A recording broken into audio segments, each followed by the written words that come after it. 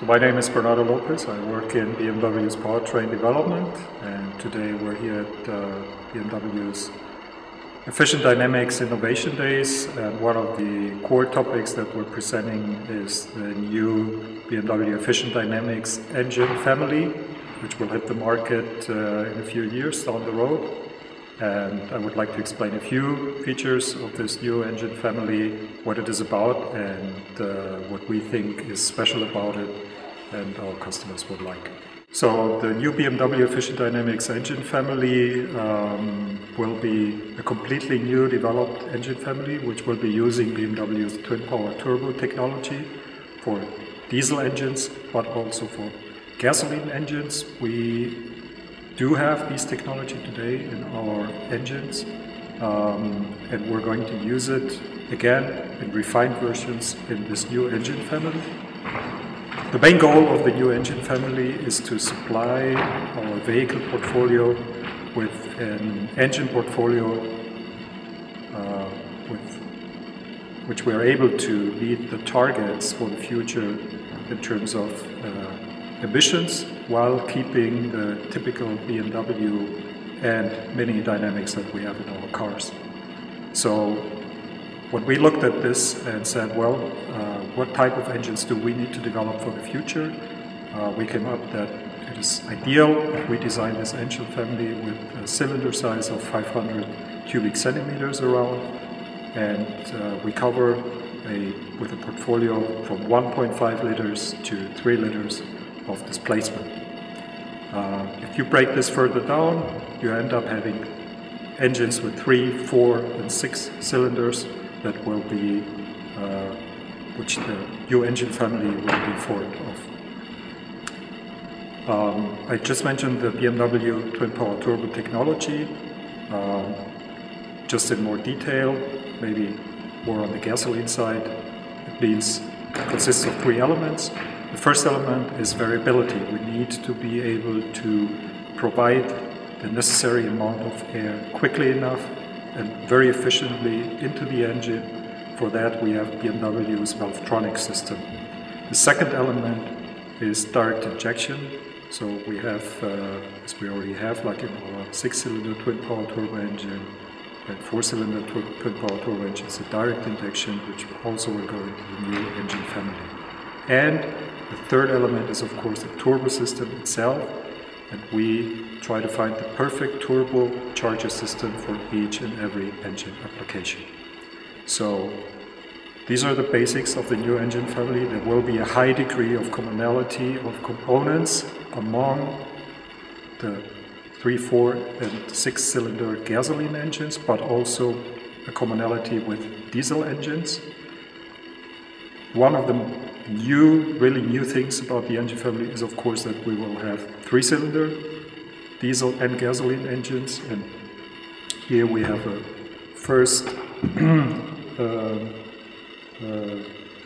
example of one of our 3-cylinder gasoline engines that we are displaying at today's event.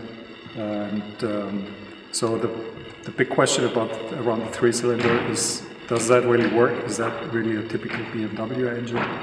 And we did a lot of simulations, but also tests in vehicles, and we are convinced that this engine has the characteristics that will meet the BMW standards and at the same time reduce further consumption and increasing the dynamics.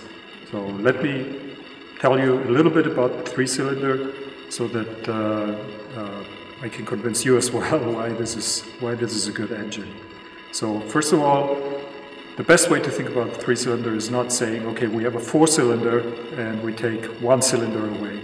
The best way to think about it is take a 6-cylinder and make out of the 6-cylinder 2 3-cylinders. Why? The vibrations, dynamics, the sound of a 3-cylinder is very similar to a 6-cylinder engine, more similar than to a 4-cylinder engine.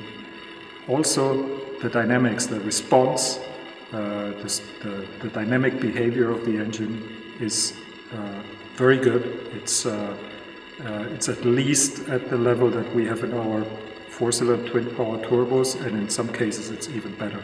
So putting all together, we believe this is a typical BMW type engine that will be able to fit into the cars that are coming in the next generations, and that will where the power for the first positions of the engine, starting from around about 100 kilowatts, so around 130 horsepower, the new three-cylinder engines will be able to cover that part.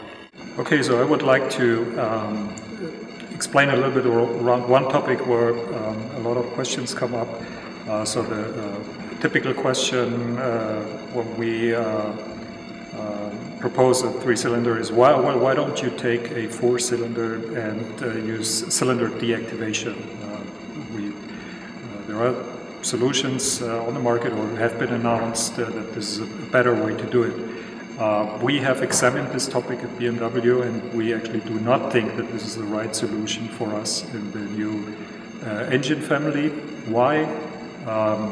We have BMW's Valvetronic. Valvetronic is a system that helps to reduce fuel consumption and increases dynamics, primarily in the range where we work in part loads, or where you do not need the full power of the engine.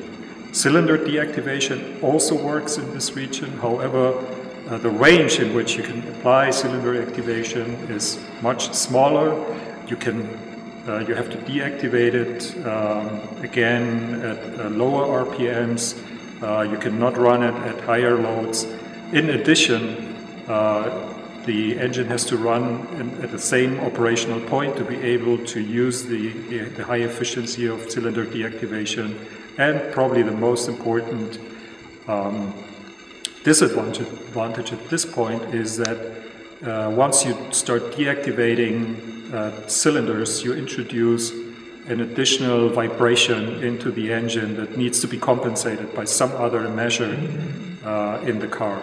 So putting all together, we compare the BMW Valvetronic as if you had lamps and you wanted to reduce the amount of light as a dimming, as a fading of these, instead of switching part of these lights off. You can think of it as this way, and we believe this is the better technology for the BMW engine family.